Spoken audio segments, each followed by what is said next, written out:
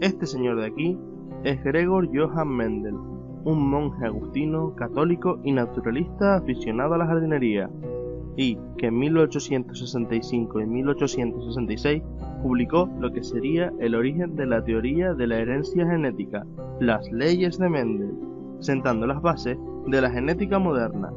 Es por esto que actualmente se le considera como el padre de la genética. Antes de entrar en materia, repasemos un par de conceptos.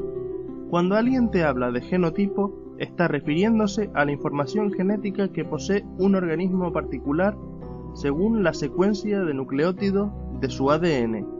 Esto es característico de cada uno de nosotros. Sin embargo, si nos están hablando del fenotipo, están refiriéndose a la expresión del genotipo en función de un determinado ambiente, es decir, es la representación física del genotipo. Por lo tanto, el genotipo codifica al fenotipo, pero este a su vez puede expresarse de una u otra forma dependiendo de las condiciones del medio. Sin embargo, Mendel desconocía de la existencia del genotipo. En aquella época aún no se sabía nada sobre el ADN o los procesos de herencia genética, por lo que todos sus estudios se basaron en los fenotipos, en su caso en los que se expresaban en la planta de guisante. Otro punto importante a tener en cuenta es el proceso de fecundación. Todos sabemos que para que tenga lugar necesitamos del género femenino y del masculino, y que además exista cierto feeling entre ellos. Pues bien, para que esto tenga lugar, antes se tiene que producir la meiosis, y con ella la reducción del número de cromosomas a la mitad. Esta es la razón por la cual recibimos la mitad de nuestro ADN de nuestra madre y la otra mitad de nuestro padre.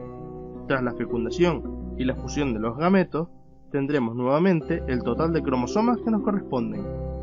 Y por último, debemos saber que los distintos genes que podemos encontrar en los cromosomas establecen relaciones entre ellos. En nuestro caso, las que nos van a interesar son las relaciones de dominancia. Llamaremos alelo a cada una de las formas alternativas que puede tener un mismo gen. Se dice que un alelo es dominante cuando siempre manifiesta sus características, mientras que el alelo recesivo es aquel que solo manifiesta sus características cuando se encuentra en presencia de otro alelo recesivo. Por ejemplo, para el gen color de ojos podemos tener un alelo dominante que dé como resultado el color marrón y otro recesivo que dé como resultado el color azul, y dependiendo de cómo se combinen tendremos un color u otro. Esto lo veremos más claro con la explicación de las leyes de Mendel. Primera ley de Mendel o principio de la uniformidad de los heterocigotos de la primera generación filial. Esta ley nos viene a decir que si cruzamos dos razas puras u homocigóticas, es decir, que tengan dos alelos dominantes o dos alelos recesivos para un determinado carácter, por ejemplo, en el caso del color de los guisantes como carácter y en nuestro ejemplo el alelo verde como dominante y el alelo amarillo como recesivo, obtendremos descendientes o hijos que serán todos iguales entre sí tanto fenotípica como genotípicamente, e iguales exactamente al guisante progenitor que presente el alelo dominante, independientemente de la dirección del cruzamiento. Por tanto, obtendremos siempre guisantes con el mismo genotipo, es decir, alelo dominante y alelo recesivo, y que tienen el fenotipo de la raza pura dominante, en nuestro caso, el guisante verde. Segunda ley de Mendel o ley de la segregación de los caracteres en la segunda generación filial. Esta ley nos viene a decir que durante la formación de los gametos, cada alelo de un par se separa del otro miembro para determinar la formación genética del gameto hijo. Es decir, que al cruzar dos guisantes verdes heterocigóticos, recordemos que estos son aquellos que presentan un alelo dominante y otro recesivo, los alelos se combinarán aleatoriamente para formar guisantes verdes o amarillos, en una proporción de 3/4 de color verde y 1/4 de color amarillo.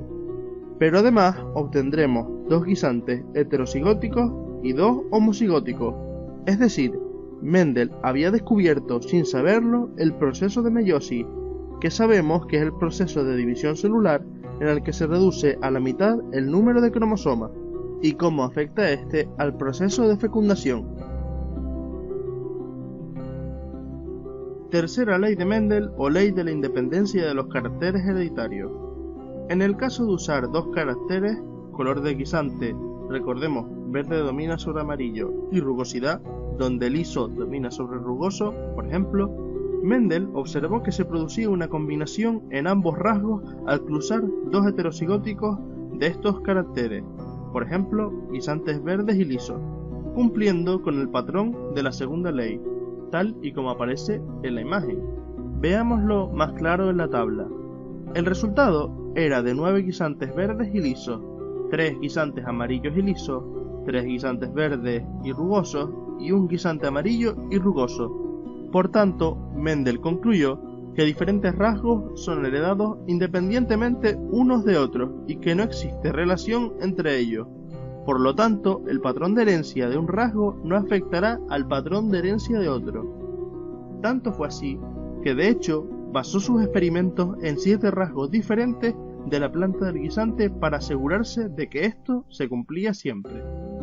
No obstante, a pesar de lo guays que son estas leyes, no son del todo perfectas. Cuando Mendel intentó repetir los experimentos que había hecho con guisantes, pero esta vez con abejas, las cuentas no le cuadraban y fue algo a lo que nunca pudo darle explicación. Años más tarde, se supo que las leyes mendelianas no explican todos los procesos de herencia. De hecho, para que se cumpla la tercera ley, los caracteres deben encontrarse en cromosomas separados o a una distancia muy grande entre gen y gen. Si no es así, esta ley no sirve. Además, las leyes tampoco son aplicables en el caso de la herencia ligada al sexo, y por supuesto no tienen en cuenta los fenómenos de mutación que se producen diariamente en nuestro ADN. Sin embargo, salvando estas excepciones y teniendo en cuenta que Mendel desconocía completamente lo que era el ADN y los procesos que lleva aparejados, no podemos negar que sus investigaciones supusieron un antes y un después en la ciencia. Y es por esto que al hablar de genética, mencionar su nombre se hace completamente necesario.